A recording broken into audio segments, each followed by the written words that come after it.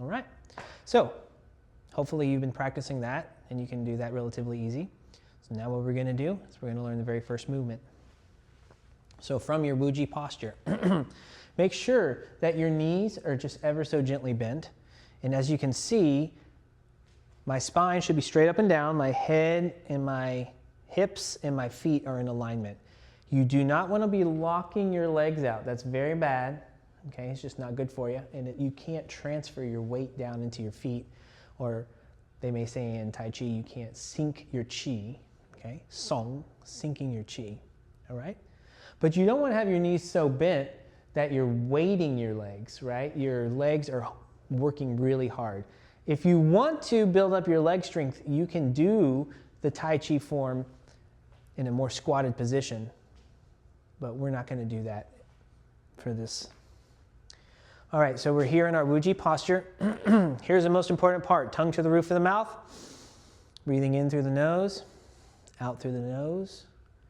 When you breathe out, you let your breath sink all the way down to the bottom of your feet.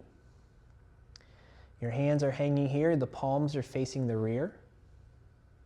Your hands are in a relaxed position. Your hands should be open, not curled, but don't flex them open, just in a nice, comfortable position.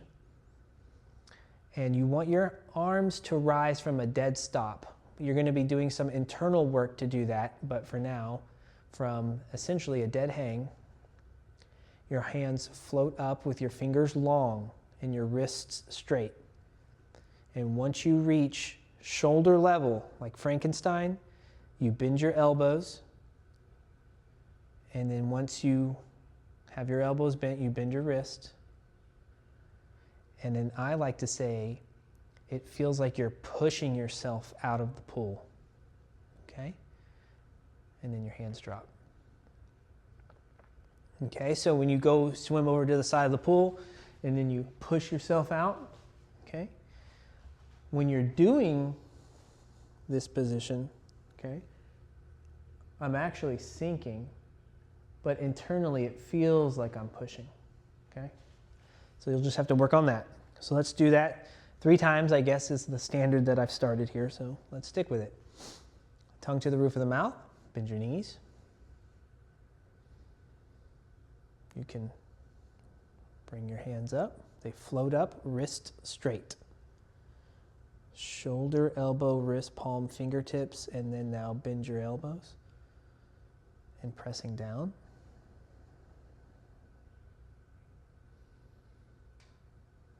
All the way down. And let's just do it like a Qigong form. Your hands rise. Shoulder, elbow, wrist, palm, fingertip. This is called rolling back when you bend your elbows and bend your wrists. And then as you press down, that's called on or pressing. One more time. This time, I want you to just let everything go. Eyes open, tongue to the roof of the mouth. Take a breath, breathe down, breathe in. Breathe out to your feet. And your body is so relaxed and so light that your arms just float up to shoulder level, where you relax your you relax your shoulders, elbows, wrists, fingertips. You bend your elbows. Then we do our pressing.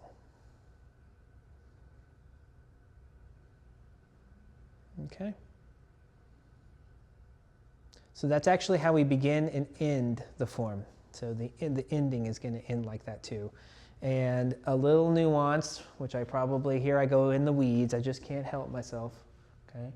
When your hands float up, make sure that your arms are straight, your wrists are straight. So sometimes you'll see some people do that. That's not our style. There's some reason why we keep our wrists straight.